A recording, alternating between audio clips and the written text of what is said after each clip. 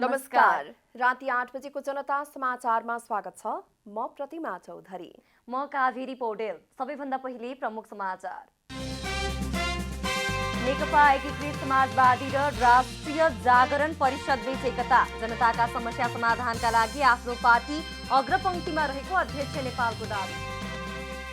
नेकपा माओवादी केन्द्रको राष्ट्रिय महाधिवेशनबाट अध्यक्ष दाहालको राजनीतिक प्रतिवेदन पारित।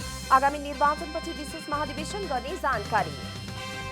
सरकार परिवर्तन हुनासाथ राजदूत फिर्ता बोलाउने प्रवृत्तिलाई सांसदहरूद्वारा बेथितिको संज्ञा। बेथितिको अन्त्य गर्नुपर्ने सुझाव। नयाँ प्रतिबन्ध लगाइए अमेरिकासँगको सम्बन्ध पूर्ण रूपमा विच्छेद हुने रुसको चेतावनी।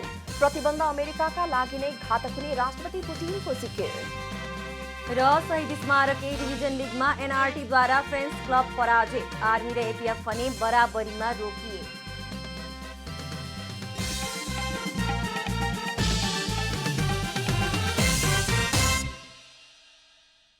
अब पूरा समाचार।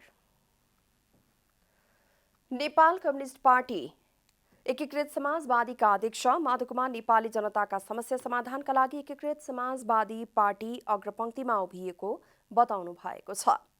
शुक्रबार काठमाडौँमा नेकपा एकीकृत समाजवादी र राष्ट्रिय जागरण परिषद बीच भएको एकता कार्यक्रममा अध्यक्ष नेपालले जनताका समस्या एकीकृत समाजवादी पार्टीको समस्या भएकाले त्यसको समाधानका लागि एकीकृत समाजवादी पार्टी अग्रपंक्तिमा उभिएको बताउनुभयो। अन्य पार्टीहरूको उद्देश्य चुनावदेखि चुनावसम्म भएको टिप्पणी गर्दै अध्यक्ष नेपालले आफ्नो पार्टीको उद्देश्य जनतादेखि जनतासम्म भएको जिकिर गर्नुभयो। समाजका विभिन्न वर्ग तहका जनताले भोगिरहेका समस्याहरूलाई हामी आफ्नो समस्याको रूपमा लिने गरेका छौँ। ती समस्यालाई सम्बोधन गर्ने सन्दर्भमा, समस्यासँग आत्मसात हुने सन्दर्भमा, समस्यालाई उजागर गर्ने सन्दर्भमा, समस्यालाई समाधान गर्ने सन्दर्भमा, समाजको ध्यान आकर्षित गर्ने कुराको सन्दर्भमा हामी अग्रपंक्तिमा उभिनेछौँ। अध्यक्ष नेपालले एकीकृत समाजवादीमा विभिन्न राजनीतिक दलदेखि व्यक्तिहरूको आकर्षण बढ्दै गएको दावी समेत गर्नुभयो। पुराना त्रुटि र कमजोरीहरू भए सुधारेर अघि बढ्ने भन्दै अध्यक्ष नेपालले विगतमा पनि शिर निहुराउने काम नगरेको दावी गर्नुभयो। पातलो मसाल सँगको हाम्रो काठमाडौँमा सहकार्यको सन्दर्भमा 46 सालदेखि नेपाली कांग्रेससँगको सहकार्यको सन्दर्भमा हामीले अनेक खालका अनुभवहरू हासिल गरेका छौँ। ती सबै अनुभवले हामीलाई परिपक्व पनि बनाएको छ। यस अर्थमा नेपाली राजनीतिमा हामीले एउटा हैसियत कायम गरेका छौँ। कार्यक्रममा राष्ट्रिय जागरण परिषदका संयोजक साध्य बहादुर भण्डारीले कम्युनिस्टको सरकारप्रति जनअपेक्षा धेरै भए पनि विगतको सरकारले त्यसलाई पूरा गर्न नसकेको बताउनुभयो। 7 सालदेखि आजसम्म नेपालमा बाह्य हस्तक्षेपकै कारण स्थायी सरकार बन्न नसकेको उहाँको तर्क छ। आजसम्म एउटा पनि सरकार 5 वर्षसम्म टिकेन। प्रचण्ड बहुमत कम्युनिस्टहरूको भयो। अहिले प्रचण्ड बहुमत 2/3 कांग्रेसको 2015 सालमा भयो। तर पनि यो 5 वर्ष गएन। अनि पञ्चायती कालमा पनि 30 वर्ष शासन गरे, त्यसभनी 5 वर्ष टिकेन। हामी बहुदलीय कालमा आयौँ, 5 वर्षसम्म कुनै सरकार गएन। किन त भन्दाखेरि यो वैदेशिक हस्तक्षेप नेपालमा हाबी रहेछ। संयोजक भण्डारीले एकीकृत समाजवादीको घोषणा पत्रलाई विश्वास गरेर आफूहरू एकीकृत समाजवादीमा समाहित हुन पुगेको बताउनुभयो। यसअघि नेकपा एकीकृत समाजवादी र नेकपा जनवादी बीच पार्टी एकीकरण भएको थियो। नेकपा माओवादी केन्द्रको 8औं महाधिवेशनले अध्यक्ष पुष्पकमल दाहालले पेश गर्नुभएको राजनीतिक प्रतिवेदन पारित गरेको छ। जारी 8औं महाधिवेशनमा पार्टी अध्यक्ष दाहालले पेश गर्नुभएको प्रतिवेदनमाथि समूहगत र व्यक्तिगत रूपमा प्रतिनिधिहरूले उठाएका प्रश्नहरूको अध्यक्ष दाहालले जवाफ दिएसँगै प्रतिवेदनलाई पारित गरिएको हो। आगामी चुनावपछि नीति र विचारलाई केन्द्रमा राखेर माओवादीले विशेष महाधिवेशन गर्ने समेत जनाएको छ।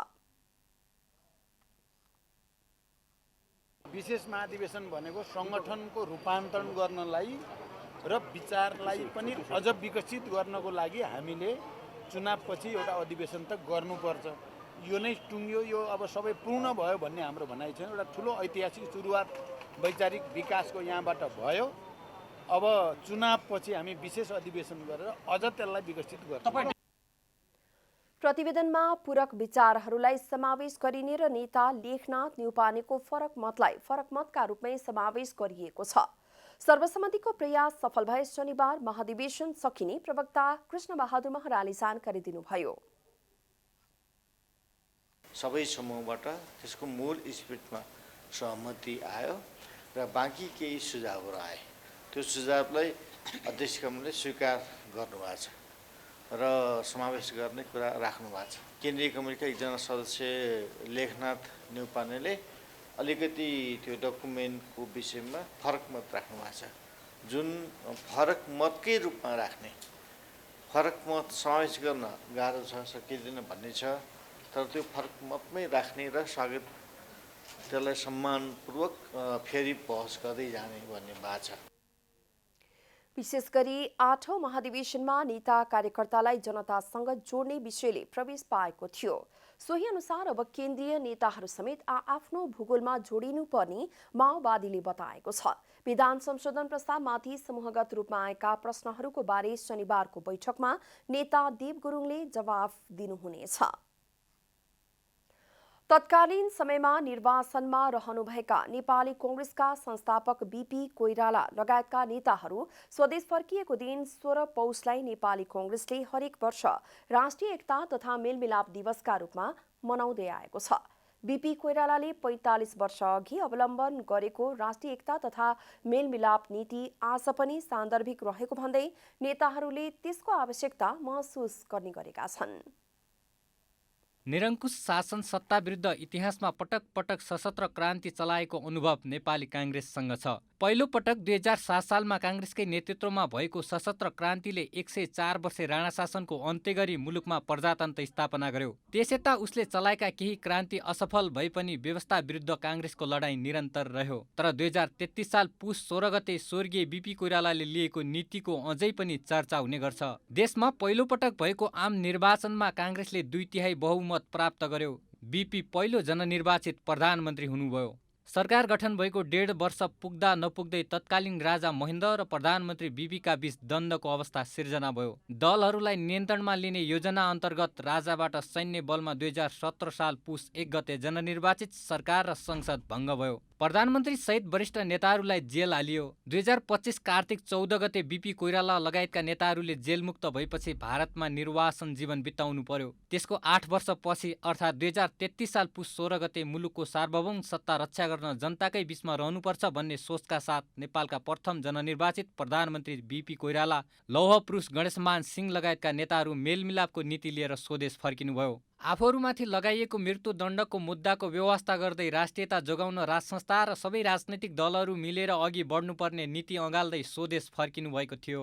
बीपीको त्यही राष्ट्रिय एकता तथा मेलमिलापको नीतिले नेपाली कांग्रेसलाई हिंसात्मक बाटोबाट सदाका लागि शान्तिपूर्ण राजनीतिमा ल्याएको नेपाली कांग्रेस र सशस्त्र क्रान्तिका विषयमा विद्यावारिधि गर्नुभएका प्राध्यापक डाक्टर गोविन्दमान सिंह कार्कीको भनाइ छ। तीनटा मोमेन्टहरू, एउटा मोमेन्ट पूर्ण नै भनौँ सफलता प्राप्त भयो 7 सालको मोमेन्टहरू, अरू दुईटा मोमेन्टलाई पञ्चायती सरकारले दबायो। बीपीको मेलमिलाप नीति र कांग्रेसकै नेतृत्वमा भएका शान्तिपूर्ण आन्दोलनको जगमा देशमा प्रजातन्त्र स्थापना भएको डाक्टर गोविन्दमान सिंह कार्की बताउनुहुन्छ। मेलमिलापको नीतिले के भन्छ त भन्दाखेरि हामीले आत्मसमरण गरेका होइनौँ, हामीले नेपालको भूमिमा बसेर आन्दोलन गर्छौँ र भारतीय भूमिलाई हामीले परित्याग गर्छौँ र अब आजका मितिबाट हामीले पूर्ण रूपले शस्त्र अभियानलाई हामीले त्याग्यौँ र कुनै पनि सस्ता आन्दोलन के अरे चाहिँ सत्ताको विरुद्धमा राजनीतिक आन्दोलन चाहिँ त्यस किसिमले हामी गर्दैनौँ भनेर उहाँले भन्नुभयो। बीपीले तत्कालीन राष्ट्रिय अन्तर्राष्ट्रिय परिवेश तथा विश्व राजनीतिमा दक्षिण एसियाका राजनैतिक घटना र नेपालको अवस्थालाई विश्लेषण गरेर राष्ट्रिय मेलमिलापको नीति लिनुभएको थियो। पछिल्लो समय नेपाली कांग्रेसले बीपीको मार्गलाई को आरोप खेप्ने गरेको छ।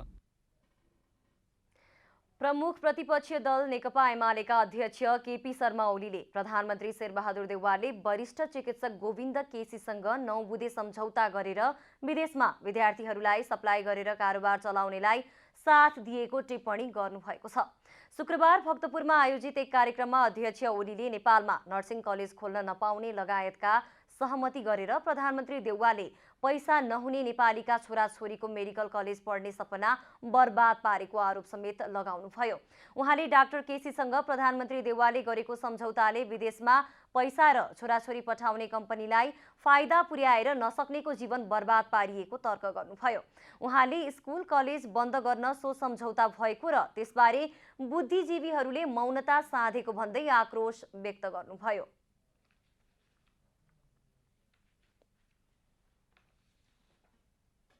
हाम्रो बुद्धिजीवीहरू एक शब्द बोल्दैनन्। हिजो प्रधानमन्त्रीले एकजना कुन डाक्टरसँग 9 बुँदे सम्झौता गरे अरे, 7वटा माग पुरा गर्न 9 बुँदे सम्झौता। त्यो सम्झौता किनभने यहाँ नर्सिङ क्याम्पस चलाउन पाइँदैन, नत्र भने विदेश विद्यार्थी पठाउने कम्पनीहरू बर्बाद हुन्छ। सक्नेले पैसा र छोराछोरी बाहिर पठाऊ, नसक्ने बर्बाद हो। तर विदेशको विद्यार्थी सप्लाईको कारोबार चलाउनु परेको छ। यहाँ स्कुल क्याम्पस बन्द गर्नु परेको छ। बुद्धिजीवीहरू मौन छन्। अध्यक्ष ओलीले माओवादी जनयुद्धका कारण रोजगारीको खोजीमा धेरैजसो युवाहरू विदेश जानु परेको औल्याउँदै अब त्यस्तो अवस्थाको अन्त्य भएको पनि बताउनुभयो। गृहमन्त्री बालकृष्ण खाँडले सबै तहका निर्वाचनहरू समयमै सम्पन्न हुने बताउनु भएको छ। गृहमन्त्री खाँडले 3वटै तहको निर्वाचनलाई निष्पक्ष, स्वतन्त्र र भयमुक्त वातावरणमा सम्पन्न हुने गरी सरकारले आवश्यक शान्ति सुरक्षाको व्यवस्था गर्ने प्रतिबद्धता समेत व्यक्त गर्नुभयो।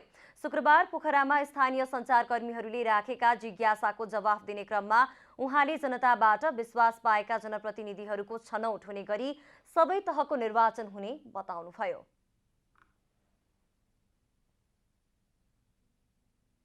सबै निर्वाचनहरू निर्वाचनको समयमै सम्पन्न हुनेछन्। सरकारले शान्ति सुरक्षा प्रदान गर्नेछ। निष्पक्ष, स्वतन्त्र, भयमुक्त वातावरणमा जनताले मत दिएका, जनताबाट विश्वास पाएका जनप्रतिनिधिहरूले छनौट हुने खालको निर्वाचन समयमै सम्पन्न गर्ने। गृहमन्त्री खाँडले सबै दलको सहमतिमै एमसीसी संसदबाट पारित हुने विश्वास पनि व्यक्त गर्नुभयो। उहाँले एमसीसी देश र जनताकै लागि भएको तर्क गर्दै त्यसमा असहमत हुने दलहरूलाई पनि सहमतिमा ल्याएर अघि बढाउने बताउनुभयो। उहाँले एमसीसी कुनै सैन्य गठबन्धनका लागि नभएको र अनुदानको रूपमा आएको सो रकमलाई सदुपयोग गरेर अघि बढाउनु पर्ने मान्यतामा सरकार दृढ रहेको दोहोर्याउनुभयो। नेपाल सरकारले नै प्रस्तावित गरेको र यो परियोजना कुनै सैन्य गठबन्धन हुँदै होइन, र नेपालको भौतिक विकासका लागि नै हो। नेपाल जलस्रोतको धनी मुलुक, नेपालमा अहिले प्रस्तावित भएका निर्माणाधीन रहेका जलविद्युत आयोजनाहरूबाट जलविद्युत उत्पादन भइसकेपछि त्यो खपत गर्न, त्यसलाई निर्यात गर्नका लागि पनि ट्रान्समिसन टावर चाहिन्छ नै। त्यहाँ अनुदानको रूपमा आउने यो रकमलाई नेपालीहरूले सदुपयोग गर्न सक्नुपर्दछ। गृहमन्त्री खाँडले एमसीसी सरकारले नै प्रस्तावित गरेको परियोजना भएको भन्दै यसलाई सबै दलहरूको सामूहिक प्रतिबद्धताबाटै अघि बढाउनु पर्ने बताउनुभयो। एमसीसी सम्झौता राष्ट्रघाती भएको निष्कर्ष निकाल्दै नेपाल मजदुर किसान पार्टीले सो सम्झौता संसदमा पेश नगर्न सरकार र सांसदहरूलाई दबाब दिँदै खबरदारी सभा गरेको छ। शुक्रबार काठमाडौँको नयाँ बानेश्वर चोकमा नेपाल मजदुर किसान पार्टीले सो सम्झौता संसदमा पेश नगर्न दबाब दिँदै खबरदारी सभा गरेको हो। सभामा बोल्दै पार्टीका नेता प्रेम सुवालले एमसीसी सम्झौता राष्ट्रघाती भएको भन्दै संसदमा पेश गर्न नदिन सांसदहरूलाई अपील गर्नुभयो। उहाँले सम्झौता खारेज नभएसम्म आफूहरूले आन्दोलन जारी राख्ने चेतावनी दिनुभयो। नेता सुवालले एमसीसी सम्झौता संसदबाट पारित भए भारत र अमेरिकी सेनाको नेपाल परेड स्थल बन्ने र 1 सेकेन्डमै नेपाल ध्वस्त हुने दावी समेत गर्नुभयो। हामी नेपालले पनि यो सम्झौतालाई खारेज गर्नु आवश्यक छ। यो सम्झौता एमसीसी सम्झौता खारेज नभएसम्म नेपाल मजदुर किसान पार्टीले नेपाली जनतासँग मिलेर यो सम्झौता खारेज गराउनको लागि सङ्घर्षलाई चालू राख्नेछ। नेता सुवालले श्रीलङ्काले एमसीसी सम्झौता राष्ट्रिय सुरक्षाका लागि खतरा रहेको निष्कर्ष निकाल्दै खारेज गरे जस्तै नेपालले पनि खारेज गर्नुपर्ने बताउनुभयो। संस्कृति पर्यटन तथा नागरिक उड्डयन मन्त्री प्रेम बहादुर आलेले नेपाल पर्यटन बोर्डका प्रमुख कार्यकारी अधिकृत डाक्टर धनञ्जय रेग्मीका काम कारबाही विरुद्ध आक्रोश पोख्नु भएको छ। पर्यटन बोर्डमा नबुझी जो कोहीलाई नियुक्ति गरिँदा आफू समेत बदनामीमा मुछिएको मन्त्री आलेको भनाइ छ। साँडे उड्दा ल्याएर चाहिँ राजनीति नियुक्ति दिन्छ, अन्त साँडे कस्तो हुन्छ भन्दाखेरि गरेर आउँछ हेर्नुहोस्। शुक्रबार संस्कृति पर्यटन तथा नागरिक उड्डयन मन्त्री प्रेम बहादुर आले पर्यटन बोर्डका प्रमुख कार्यकारी अधिकृत धनञ्जय रेग्मी विरुद्ध यसरी खनिनु भयो कि कार्यक्रममा उपस्थित भएकाहरूले समेत सहजै अनुमान लगाए कि बोर्डका कार्यकारी अधिकृत र मन्त्री आलेबीच कति तिक्तता छ भनेर। केही समय अघि मन्त्री आलेसँगै लन्डनको एक कार्यक्रममा गएर फर्किँदा विमानस्थलमा कार्यकारी अधिकृत धनञ्जय रेग्मीले नियम विपरीत मदिरा जबरजस्ती भित्र्याउन खोज्दा प्रहरीसँग भएको दुर्व्यवहारका कारण रेग्मी निलम्बनमा पर्नु भएको थियो। शुक्रबार भएको बोर्डको 23औं वार्षिक साधारण सभा कार्यक्रमलाई सम्बोधन गर्न भन्दा पनि मन्त्री आलेले सिइओ रेग्मीका कारण आफू मन्त्रीका रूपमा नियुक्त भएको दिनदेखि लन्डनको कार्यक्रमै भरि आजित भएको लामो फेहरिस्त सुनाउनुभयो। यस्तो छैन साँडेलाई सिइओ हामीले बनायो भने संस्था चल्छ। के कुरा तपाईँहरूको मागका विषयमा के तपाईँहरूको बिचमा छलफल हुँदाखेरि पनि कतै बोर्ड मेम्बरहरूले त्यहाँ यस्तो गर्न हुँदैन, संस्था डुब्छ, धराशायी हुन्छ भनेर भन्दा ल तपाईँ आज धेरै रिसाउनु जमिन रक्सी खानु भनेर त्यस्तो साँडेलाई ल्याएर सिइओ बनाएपछि संस्था चल्छ। सभामा बोल्ने क्रममा उपाध्यक्ष चन्द्र रिजालले पनि रेग्मीलाई लक्षित गर्दै एक व्यक्ति बोर्डमा हावी हुँदा बोर्डले लक्ष्य अनुरूप कार्यक्रम लैजान नसकेको दुखेसो पोख्दै हुनुहुन्थ्यो। बोर्डले अन्तर्राष्ट्रिय क्षेत्र र आन्तरिक समग्र पर्यटनलाई चाहिँ ड्राइभ गरोस्, एउटा थिङ्क ट्याङ्कको रूपमा यो बोर्ड विकास होस् भन्ने जुन हाम्रो शुभेच्छा छ, हामी सबैको चाहना छ। यति हुँदाहुँदै पनि केही व्यक्तिका मपैत्वले म भन्ने कुराले आफूलाई आफ्नो स्वार्थ पर्दा म भन्ने अनि काम गर्दा हामी भन्ने, अरूलाई रेस्पोन्स दिन खोज्ने, काम गर्ने कुरामा अरूलाई दोष दिन खोज्ने यो परिपाटीले अघि निमित्त सिओले भने झैँ हामीले केही आरोह अवरोहमा केही अप्ठ्याराहरूमा सधैँ अगाडि बढिरहनु पर्यो। तर अब आउँदा दिनमा यी विगतका तीता कुराबाट हामीले केही सिक्नुपर्छ। संस्कृति पर्यटन तथा नागरिक उड्डयन मन्त्रालयका सचिव महेश्वर न्यौपानेले पर्यटन क्षेत्रको अनुभव नै नभएको र फरक क्षेत्रका व्यवसायलाई बोर्डको जिम्मेवारी दिएर समस्या उत्पन्न भएको जिकिर गर्नुभयो। एउटा प्लान सहित प्रपोजल सहित यो सेक्टरमा 20औं वर्षदेखि भिजेको गाडीको व्यापारी पनि छ, जग्गाको व्यापारी पनि छ, अर्को व्यापारी पनि छ, त्यसलाई जसलाई पनि टिपेर ल्याएर राखिदिने हो त। यो सेक्टरको कोर इसेन्स बुझेको खै त। अनि आएपछि दिग्भ्रमित हुन्छ, ओरिएन्टेसनमा गलत हुन्छ। मैले कुनै व्यक्तिलाई औल्याउनु खोजेको होइन। हामीले चाहिँ ती कुराहरू पहिचान, व्यक्तित्व पहिचान गर्ने कुरामा आगामी दिनमा म अध्यक्ष हैसियतले त्रुटि हुन दिन्न। लन्डनमा भएको कार्यक्रममा सिइओ रेग्मीकै कारण पटक पटक आफू अपमानित बनेको भन्दै सिइओ रेग्मीले पेश गरेको 80 लाख बराबर खर्चको बिलमा समेत आर्थिक हिनामिना भएको र अनुसन्धान गरी कारबाही गरिने मन्त्री आलेको भनाइ छ। पदको दुरुपयोग र आर्थिक अनियमिततामा मुछिएको आरोपमा पुस 2 गते निलम्बनमा पर्नुभएका कार्यकारी अधिकृत धनञ्जय रेग्मीलाई 2 दिन अघि मात्र सर्वोच्च अदालतले निलम्बनको निर्णय तत्काल कार्यान्वयन नगर्न अन्तरिम आदेश जारी गरेको छ। क्यामेरामा जयराज थपलियाका साथमा रूपा घिमिरे, पर्यटन बोर्ड, भ्रिकुटी मण्डप, काठमाडौँ। सरकार परिवर्तन हुनासाथ राजदूत फिर्ता बोलाउने बेथितिको अन्त्य गर्नुपर्नेमा सांसदहरूले जोड दिएका छन्। साना देशका लागि कूटनीतिक क्षमता वृद्धि गर्नु देशको अस्तित्वसँग गाँसिने तर्क समेत गरेका छन्। शुक्रबार प्रतिनिधि सभा अन्तर्गतको अन्तर्राष्ट्रिय सम्बन्ध समितिको बैठकमा बोल्दै सांसदहरूले सरकार परिवर्तन भएसँगै राजदूतहरूलाई फिर्ता बोलाउने प्रवृत्तिको अन्त्य गरिनुपर्ने बताएका छन्। बैठकमा नेकपा एमालेका सांसद भीम रावलले सरकार र मन्त्री फेरिना साथ राजदूत फिर्ता बोलाउनुलाई बेथितिको संज्ञा दिनुभयो। यसरी समय अगावै राजदूतलाई फिर्ता बोलाउनाले विश्व जगतमा राज्य कमजोर हुने उहाँले बताउनुभयो। हामीले कूटनीतिक नियोगमा पठाउने भने या त राष्ट्रको हितको साधना गर्ने त्यो देशको प्रतिनिधित्व गर्ने व्यक्ति हो नि त्यो। अनि एउटा मन्त्री फेरियो, राजदूत पनि फेरियो। यो बेथितिलाई चाहिँ बन्द गर्नु पर्छ। यो सांसद रावलले साना देशका लागि कूटनीतिक क्षमता वृद्धि गर्नु देशको अस्तित्वसँग गाँसिने तर्क गर्नुभयो। त्यसैगरी उहाँले अहिले नेपालमा सिमानासँग सम्बन्धित विषय संवेदनशील भएर आएको भन्दै देशको सुरक्षा गर्ने र जनताको सुरक्षा गर्ने राज्यको प्रमुख कर्तव्य भएको बताउनुभयो। नेपालको सिमाना मिचिँदा पनि परराष्ट्र मन्त्रालय मौन बसेको उहाँले बताउनुभयो। यदि आफ्नो राज्यको सिमाना मिचिँदा पनि परराष्ट्र मन्त्रालय मौन बस्ने, अरू देशले के गर्छ? आफ्नो प्रवक्ता मार्फत बोल्छ, राय दिन्छ र कूटनीतिक स्तरमा प्रयास भएको देखिन्छ।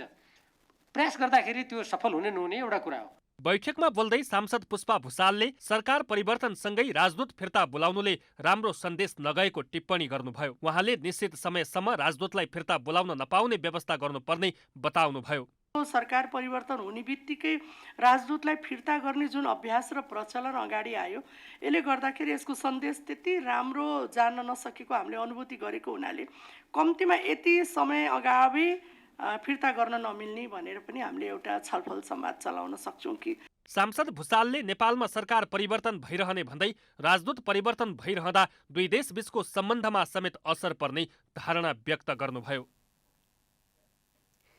कानून न्याय तथा संसदीय मामिला मन्त्री दिलेन्द्र प्रसाद बढुले निजामती कर्मचारीहरूको सरुवा बढुवालाई चक्रीय प्रणालीको आधारमा हुने गरी सरकारले तयारी गरिरहेको बताउनु भएको छ। शुक्रबार सर्वोच्च अदालतमा नेपाल निजामती कर्मचारी युनियनको 8औं विभागीय अधिवेशन उद्घाटन समारोहमा बोल्दै मन्त्री बडुले निजामती कर्मचारीहरूको सरुवा बढुवालाई पारदर्शी र निष्पक्ष बनाउन चक्रीय प्रणाली लागू गर्न छलफल भइरहेको बताउनुभयो। उहाँले निजामती कर्मचारीहरू निष्पक्ष रूपमा लोकसेवाबाट आउनुपर्ने भन्दै जथाभावी मानिसहरू राखेर सेवा र प्रशासनलाई बिथोल्न नहुने बताउनुभयो। मन्त्री बडुले सरुवालाई पूर्वानुमान योग्य हुन सक्ने गरी सबैले सबै ठाउँमा जाने चक्रीय प्रणालीको रूपमा विस्तार गर्न छलफल भइरहेको बताउनुभयो।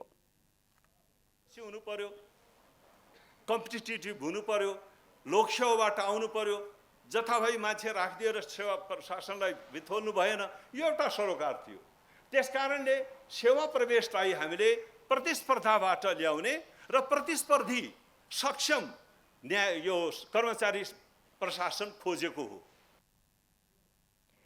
मन्त्री बडुले न्यायालयको समस्या न्यायालयभित्रबाटै समाधान हुनुपर्ने बताउनुभयो। उहाँले न्यायालयमा न्याय दिलाउनेहरूको निधार खुम्चिने काम हुन नहुने भन्दै न्यायालयबाट छिटो छरितो रूपमा सेवाग्राहीले सेवा पाउनुपर्ने बताउनुभयो।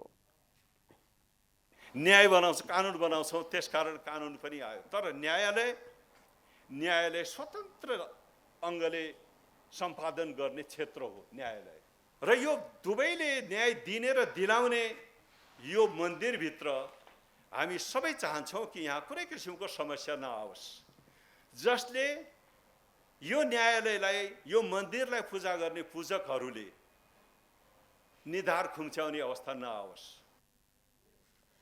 मन्त्री बडुले एउटा व्यक्तिले मुद्दा दर्ता गरिसकेपछि न्याय पाउनका लागि अनिश्चितकालसम्म पर्खनुपर्ने समस्या राम्रो नभएको समेत बताउनुभयो।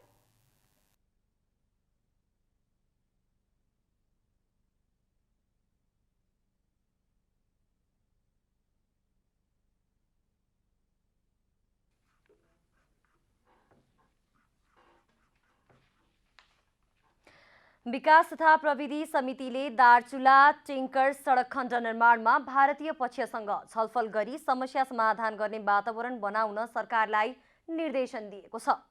शुक्रबार बसेको प्रतिनिधि सभा अन्तर्गतको विकास तथा प्रविधि समितिले भारतीय पक्षसँग छलफल गरी समस्या समाधान गर्ने वातावरण बनाउन निर्देशन दिएको हो।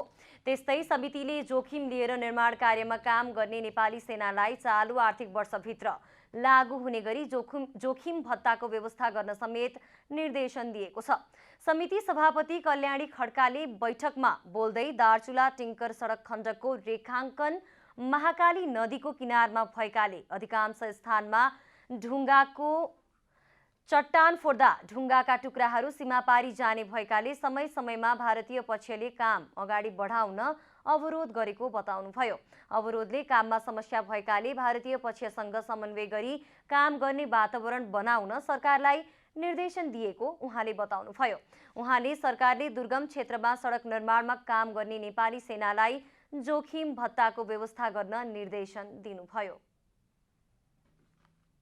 नेपाली सेनाबाट निर्माणाधीन सडकहरू भौगोलिक रूपमा विकट तथा कडा चट्टानी भिरहरूबाट जोखिमपूर्ण हुने भएकोले यही आर्थिक वर्षदेखि लागू हुने गरी निर्माण कार्यमा संलग्न हुने सकल दर्जाहरूलाई प्रोत्साहन स्वरूप जोखिम भत्ताको व्यवस्था गर्न समिति नेपाल सरकार, प्रधानमन्त्री तथा मन्त्री परिषदको कार्यालय, अर्थ मन्त्रालय र भौतिक पूर्वाधार मन्त्रालय तथा यातायात मन्त्रालय निर्देशन गर्दछ।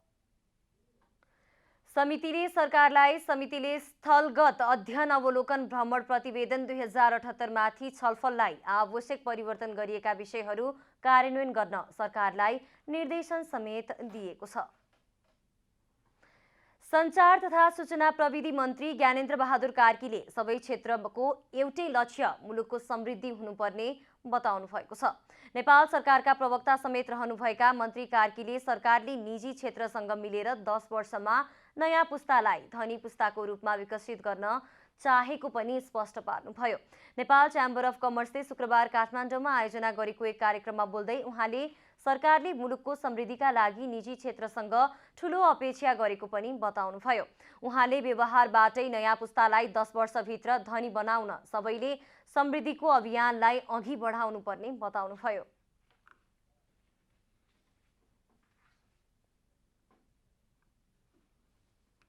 र हामी सबै एकजुट भएर लाग्यौँ भनेदेखि 10 वर्षमा दस्तावेजमा होइन, कार्यक्रममा भाषणमा होइन, हामीले व्यवहारमा 10 वर्षमा हाम्रो आउने पुस्तालाई विदेश जाँदाखेरि उनले आत्मग्लानी नगर्नुपर्ने पुस्ताको रूपमा हामी विकसित गर्न सक्छौँ।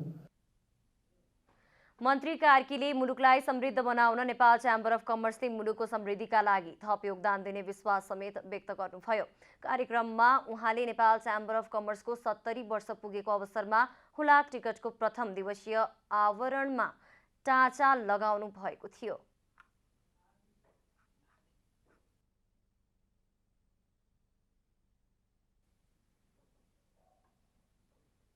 अब आर्थिक समाचार।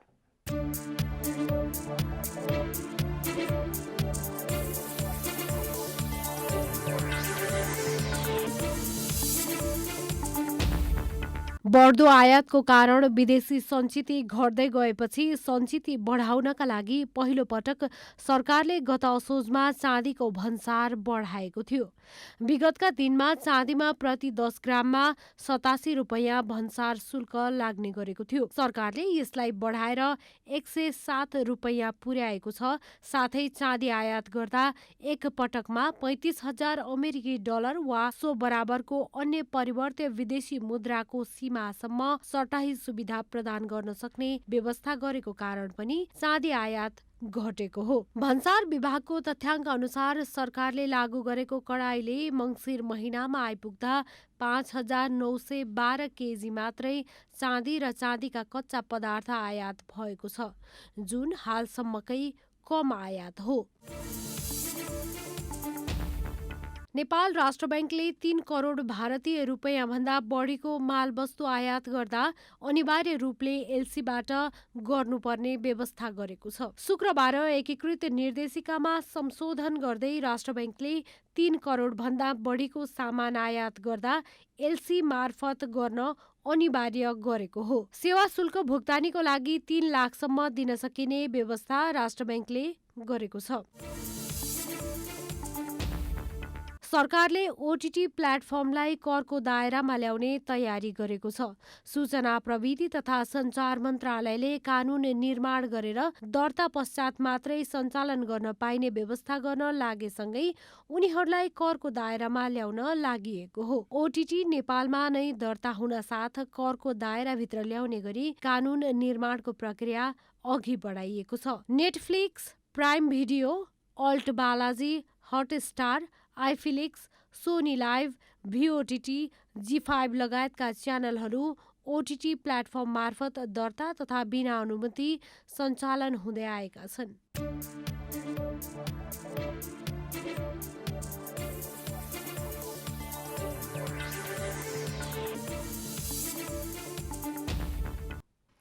अब खेलकुद समाचार।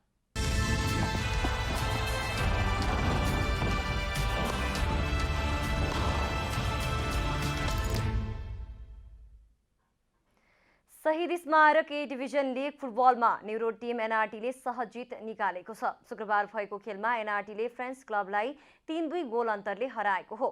एनआरटीलाई जित दिलाउन मेसुके ओलुमौले 2 गोल गरेका हुन्। यस्तै स्टेभन समीरले 1 गोल थपेका छन्। फ्रेन्चका जमोउल एन्थोनी र नाथनियल गार्सियाले 1-1 गोल फर्काएका हुन्। जितसँगै एनआरटीले 7 खेलमा 10 अङ्क जोडेको छ। फ्रेन्चले 7 खेलमा 3 अङ्क जोडेको छ। लिगमा साबिक उपविजेता त्रिभुवन आर्मी क्लब भने बराबरीमा रोकिएको छ। शुक्रबार भएको खेलमा आर्मी अर्को विभागीय टोली एपीएफसँग 1-1 गोलको बराबरीमा रोकिएको हो। त्रिपुरेश्वर स्थित दशरथ रङ्गशालामा सुरुवाती 1 गोलको अग्रता जोगाउन नसक्दा आर्मी बराबरीमा रोकिएको हो। खेलको 63औं मिनेटमा जर्ज प्रिन्स कार्कीले गोल गर्दै आर्मीलाई सुरुवाती अग्रता दिलाएका थिए। दिनेश हेन्जनको पासमा एपीएफका 4 डिफेन्डर र गोलकिपरलाई जिल्लाउँदै कार्कीले पेनाल्टी एरियाको बाहिरबाट गोल गरेका हुन्। तर खेलको 67औं मिनेटमा विकी तामाङले गोल गर्दै एपीएफलाई 1-1 गोलको बराबरीमा ल्याएका थिए। यस बराबरीसँगै आर्मीले 7 खेलमा 11 अङ्क जोडेको छ। आर्मी चौथो स्थानमा रहेको छ। एपीएफले 7 खेलमा 6 अङ्क जोडेर 11औं स्थानमा उक्लिएको छ। अब मौसम समाचार।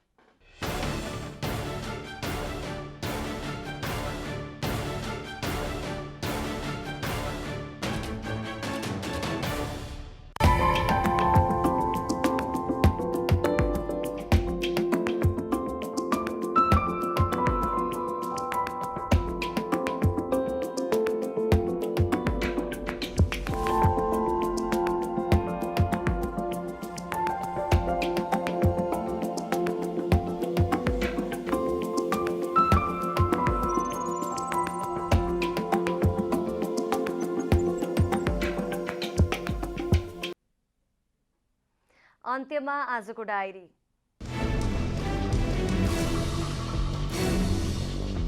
नेपाल कम्युनिस्ट पार्टी एकीकृत समाजवादीका अध्यक्ष माधव कुमार नेपालले जनताका समस्या समाधानका लागि एकीकृत समाजवादी पार्टी अग्रपंक्तिमा उभिएको बताउनु भएको छ। आज काठमाडौँमा नेकपा एकीकृत समाजवादी र राष्ट्रिय जागरण परिषद बीच भएको एकता कार्यक्रममा अध्यक्ष नेपालले अन्य पार्टीको उद्देश्य चुनावदेखि चुनावसम्म भएको टिप्पणी गर्दै आफ्नो पार्टीको उद्देश्य जनतादेखि जनतासम्म भएको जिकिर गर्नुभयो। नेकपा माओवादी केन्द्रको 8औं महाधिवेशनले अध्यक्ष पुष्पकमल दाहालले पेश गर्नुभएको राजनैतिक प्रतिवेदन पारित गरेको छ। आगामी चुनावपछि नीति र विचारलाई केन्द्रमा राखेर माओवादीले विशेष महाधिवेशन गर्ने समेत जनाएको छ। सर्वसम्मतिको प्रयास सफल भए शनिबार महाधिवेशन सकिने प्रवक्ता कृष्ण बहादुर महराले जानकारी दिनुभयो। सरकारले निर्वाचन आयोग सम्बन्धी विधेयक तर्जुमा गर्न सैद्धान्तिक स्वीकृति प्रदान गर्ने निर्णय गरेको छ। मन्त्री परिषदको पौष 14 गते बसेको बैठकले गरेका निर्णय सार्वजनिक गर्दै सञ्चार तथा सूचना प्रविधि मन्त्री ज्ञानेन्द्र बहादुर कार्कीले निर्वाचन सञ्चालन तथा व्यवस्थापन सम्बन्धी विधेयक तर्जुमा गर्न पनि सैद्धान्तिक स्वीकृति प्रदान गरिएको जानकारी दिनुभयो। अमेरिकाको कोलोराडोमा डढेलो फैलिएपछि 10,000 मानिसलाई सुरक्षित स्थानमा सारिएको छ। डढेलोका कारण सयौं घर जलेर नष्ट भएका छन्। डेनभरको उत्तरी भागमा रहेको बोल्डर काउन्टीमा तीव्र गतिमा आगो बलिरहेको छ र आगो अझै तीव्र गतिमा फैलने क्रममा रहेकाले मृत्यु र घाइते हुने सम्भावना रहेको अधिकारीहरूले बताएका छन्। शहीद स्मारक डिभिजन लीग फुटबलमा न्युरो टिम एनआरटीले सहज जित निकालेको छ। आज भएको खेलमा एनआरटीले फ्रेन्ड्स क्लबलाई 3-2 गोल अन्तरले हराएको हो। जितसँगै एनआरटीले 7 खेलमा 10 अङ्क जोडेको छ भने फ्रेन्ड्सले 7 खेलमा 3 अङ्क जोडेको छ। आजै भएको अर्को खेलमा आर्मी विभागीय टोली एपीएफसँग 1-1 गोलको बराबरीमा रोकिएको छ। बराबरीसँगै आर्मीले 7 खेलमा 11 अङ्क जोड्दै चौथो स्थानमा छ। एपीएफले 7 खेलमा 6 अङ्क जोड्दै 11औं स्थानमा उक्लिएको छ।